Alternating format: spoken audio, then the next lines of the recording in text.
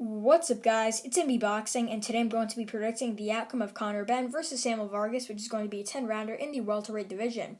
And this fight is going to be Saturday, April 10th, from the SSE Arena in London, England. And this fight is going to be broadcasted on DAZN in the United States and Sky Sports abroad.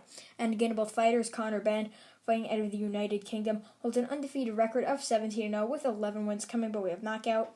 He's currently ranked number 27 by BoxRec and is definitely one of the best unbeaten welterweight prospects right now.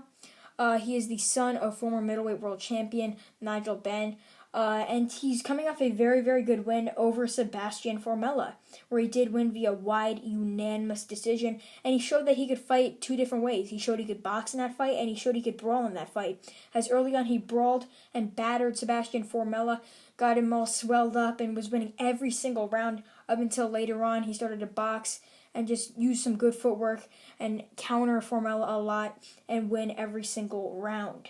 But that Formella fight, I did make a video on it, so I'd appreciate it if you guys could go check that one out. But I scored that fight 99-91 in favor of Conor Benn, agreeing with most of the judges. And to get into his opponent's resume, Samuel Vargas, fighting out of Colombia, now training and living in Canada, holds a record of 31 wins, 6 defeats with 2 draws, and 14 wins coming by way of knockout. He's currently ranked number 93 by BoxRec, and all his knockout losses are against top contenders, current world champions now, as he has a knockout loss to Errol Spence Jr. back when he was a prospect. He has a unanimous decision defeat to Pablo Munguia, a knockout loss to former world champion Danny Garcia, a unanimous decision defeat to Amir Khan, who he did drop in their fight. He also has a split decision defeat to Luis Galazzo, a knockout loss to Virgil Ortiz Jr., and he has some good wins over Gabriel Pereiro via unanimous decision. He also has a unanimous decision win over Armando Robles, and a draw against Mauro Godoy. I think Vargas right now is a gatekeeper in the division, because like what you guys have seen lately, it's either champions or top contenders just sort of having a, I guess you could say, comeback fight or just a stay busy fight against Vargas, or it's just top prospects stepping up and fighting a guy like Samuel Vargas, like Virgil Ortiz just did back in July, where he did win via 7th round stoppage. But Samuel Vargas, he doesn't really pose a threat when it comes to his power, because he has less than a 50% knockout ratio with only 14 knockouts in his 31 wins. Plus, he has like 39 fights in total. So, only 14 knockouts wouldn't really pose a threat, in my opinion, to Conor Benn, who showed that he has good defense, good power, and good skill overall. Because Conor Benn could definitely be a needle mover and fight some guys, make some good pay, and be like his father, a world champion.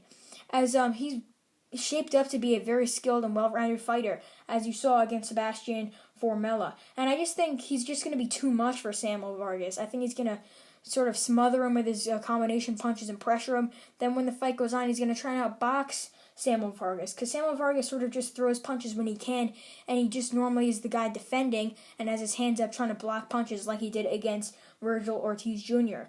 But Samuel Vargas has been saying a lot of trash in this fight, that he's going to knock Conor Benn out, he's going to win easily. I mean, that's not really going to happen. It's going to be a one-sided pounding for Conor Benn, because if Conor Benn's going the distance and winning easily against guys like Sebastian Formella, who arguably gave Sean Porter a tough time in the first couple of rounds, then he's going to win easily here against Samuel Vargas. And that Sean Porter fight with Sebastian Formella, it was back and forth for a few rounds up until Porter just got Formella tired and just won every single round from there on. So, I think that if Conor Benn wins this fight efficiently and effectively, then he could definitely go on to fight a top guy in the future, as this is definitely a stepping stone, similar to when Errol Spence beat him back when he was a prospect, and I see a very similar way in Conor Benn moving up in the rankings and fighting possibly for a world title in the near future. It really depends on how this fight goes. It's definitely going to be either a late stoppage for Conor Benn or a unanimous decision win. It could definitely be a late stoppage, as I said before, but I'm going to be picking Conor Benn via wide unanimous decision, similar to the Sebastian Formella fight. So overall, I think Conor Benn will improve his record to 18-0 with 11 wins coming by way of knockout, getting a unanimous decision victory over Samuel Vargas. And the scorecards are likely to be 99-91, 190, if not 98-92, if generous. And yeah, that's really it. I'm MB Boxing. Thanks for watching, and I'll see you guys later.